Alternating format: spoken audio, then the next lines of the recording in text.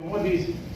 আশা করি খুব শীঘ্র আমাদের আসানসোলে যেমন জোকা ইএসআই মেডিকেল কলেজ আছে, সেরকম আসানসোলেও আমরা এগিয়ে যেতে পারবো এবং তৈরি করে নিতে পারবো।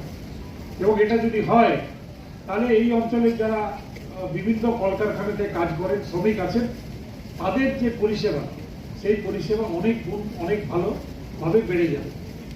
আমরা আসানসোলে ইএসআই যে পরিষেবা, সেই পরিষেবা ইতিমধ্যেই আমরা অনেক গুণ বাড়িয়েছি। আপনি যদি ইএসআই হাসপাতালে যান তাহলে দেখতে পাবেন সেখানে আমরা বেশ কয়েকটা নতুন ওপি করেছি, অপারেশন থিয়েটার।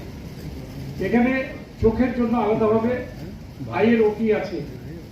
এখানে ডেন্টাল কেয়ারের জন্য আমরা লেটেস্ট যে ডেন্টাল চেয়ার, যে চেয়ারে বসে দাঁতের পরিষেবা দেওয়া হয়, দাঁতের চিকিৎসা করা হয়, এখানে কিন্তু আমরা ডেন্টাল ডিপার্টমেন্টে সেগুলো করেছি।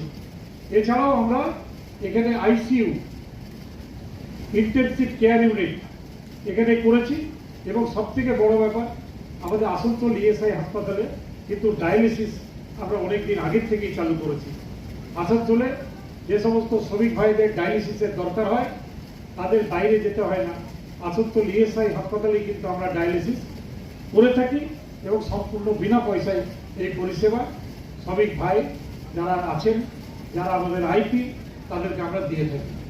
তাই আপনারা আজকে যারা এখান থেকে পাস করলেন অথবা আজকে যারা নতুনভাবে এই কলেজে ভর্তি হলেন, আমি আশা করব যে আগামী দিনে আপনারা যে সেবাতে নিযুক্ত হতে যাচ্ছেন, যার ফটো আমরা সামনে রেখে আজকের এই প্রোগ্রামটা করছি, ফ্লোরেন্স নাইটেঙ্গেল একটা মোমবাতি নিয়ে তিনি কিন্তু রোগীদের পরিষেবা করতেন, মোমবাতি নিয়ে বেডে বেডে ঘুরতেন যে রোগীদের যাতে কোনো অসুবিধা না হয়। তো তাকে সামনে রেখে কিন্তু আজকের এই যে আমাদের অনুষ্ঠান, সেই অনুষ্ঠানটা আমরা করছি। আমি যে সমস্ত ছোট ছোট বাচ্চারা আজকে ভর্তি হলেন এবং যারা পাস করলেন, আমি বলবো যে আপনাদের ভবিষ্যতে আপনাদের আদর্শ কিন্তু যাতে ফ্লোরেন্স নাইটেঙ্গেল হয়, এই কথা ভেবে এবং করে আপনারা এই পরিষেবা চালু করুন। এইটুকু কথা বলে সকলকে আমার তরফ থেকে নমস্কার।